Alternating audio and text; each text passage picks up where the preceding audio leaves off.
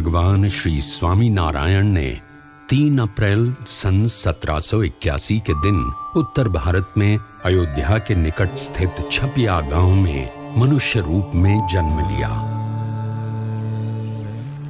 बाल घनश्याम के रूप में दिव्य लीलाओं से भरे बाल्यकाल के कुछ वर्ष उन्होंने छपिया में बिताए और कुछ वर्ष अयोध्या में बिताए और 29 जून सन 1792 की रात को वे नीलकंठ वर्णी के रूप में अयोध्या से गृह त्याग कर निकल पड़े, अनंत जीवों को अपना योग करवाकर उनका कल्याण करने के लिए एक कल्याण यात्रा पर। अमरपुर, नैमिषारण्य, बरेली, नारदवन, हरिद्वार, श्रीपुर, गौरीकुंड आदि स्थानों से होते हुए उन्होंने केदारनाथ की यात्रा की। केदारनाथ से सीधे बद्रीनाथ जाने का अति विकट मार्ग लांघकर उन्होंने बद्रीनाथ की यात्रा की और आगे घोर शीत ऋतु में भी बद्री वन में कठोरतम तपश्चर्या करके विश्व के सबसे ऊंचाई पर स्थित प्रदेश तिब्बत में हिमालय के उत्तुंग बर्फीले पर्वत शिखरों को पार करके उन्होंने मानसरोवर जाकर निवास किया। पुनः बद्रीनाथ आकर वहां से गौमुख, गंगोत्री, हरिद्वार, अयोध्या आदि स्थानों से होते हुए वे वंशीपुर आकर रहे और अयोध्या से गृह त्याग करने के लगभग 1 वर्ष की यात्रा के बाद नीलकंठ वर्णी बढ़ चले वंशीपुर से मुक्तिनाथ की ओर।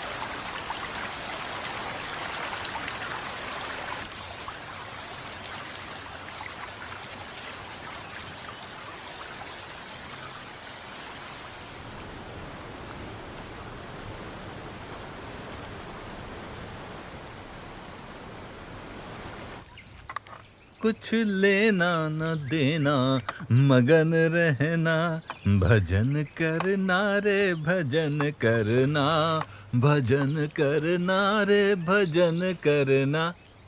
भजन तो करना और भोजन भी करना, क्योंकि भूखे पेट न होए भजन गोपाला रे। आहा, भजन करना पर भोजन भी करना, भजन। अरे छोटे महाराज, बाल योगी जी, कुछ भोजन खाओगे महाराज? आओ आओ, अरे बड़ा स्वाद बना है आज तो। लो दीजिए। धन्यवाद। ग्रहण करो योगी जी, ग्रहण करो।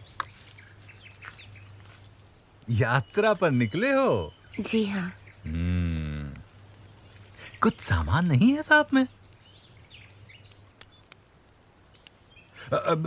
वैसे तो मेरे पास भी और कुछ खास सामान नहीं रहता, पर हाँ, अपने भोजन का प्रबंध करने का सारा सामान मैं अपने पास ही रखता हूँ।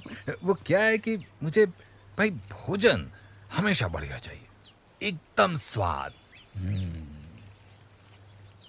वैसे आप खाने का प्रबंध कैसे कर लेते हो?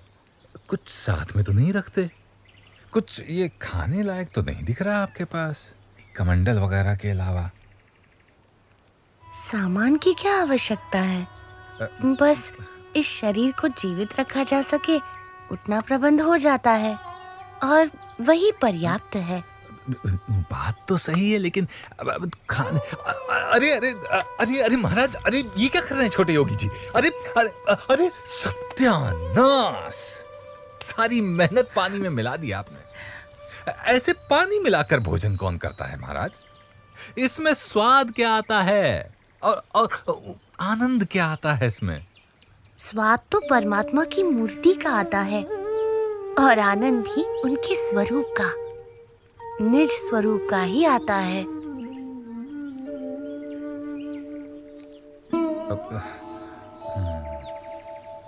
पर इतना स्वादिष्ट भोजन जो बनाया था, हैं, उसका क्या है? योगी के लिए परमात्मा की भक्ति ही भोजन है और परमात्मा की मूर्ति का सुख ही उसका स्वाद है।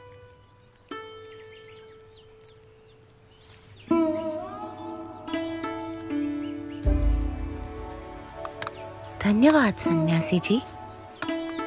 बाली होगी, धन्यवाद तो मुझे आपका करना चाहिए कि आपने मुझे इस स्वाद लोलुपता से अवगत कराया महाराज, और निस्वाद होने की सीख दी।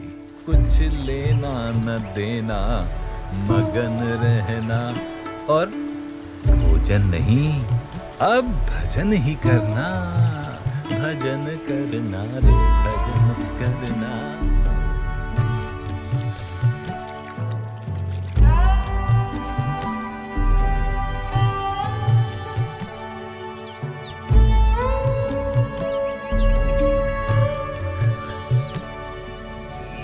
नीलकंठ वर्णी जानते थे कि काली गंडकी नदी के किनारे चलते हुए मुक्तिनाथ पहुंचा जा सकता था, इसीलिए वे काली गंडकी नदी के प्रवाह को ढूंढ रहे थे और उसी दौरान वे किसी अज्ञात निर्जन क्षेत्र में आ पहुंचे।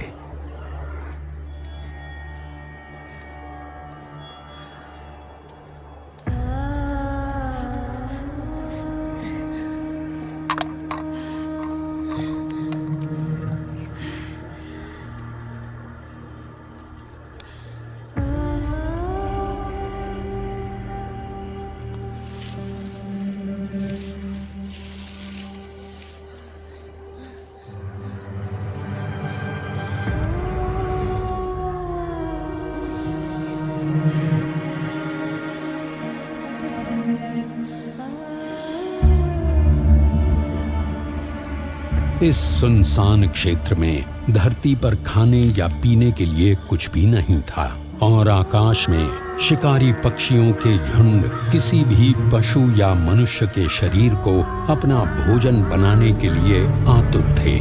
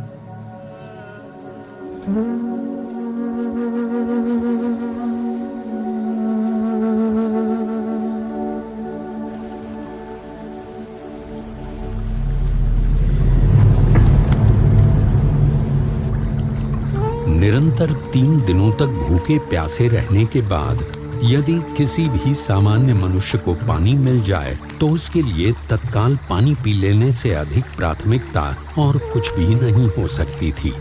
परंतु नीलकंठ वर्णी के लिए ऐसी विपरीत परिस्थितियों में भी सबसे अधिक प्राथमिकता थी उनकी भक्ति।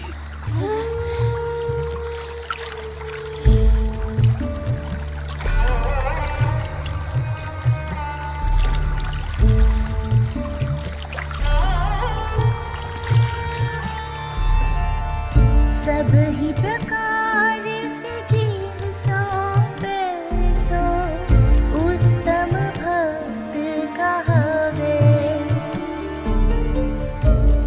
नेपाल प्रदेश में बालेवा गांव के पास नीलकंठ वर्णी को काली गंडकी नदी का प्रवाह मिल गया, जो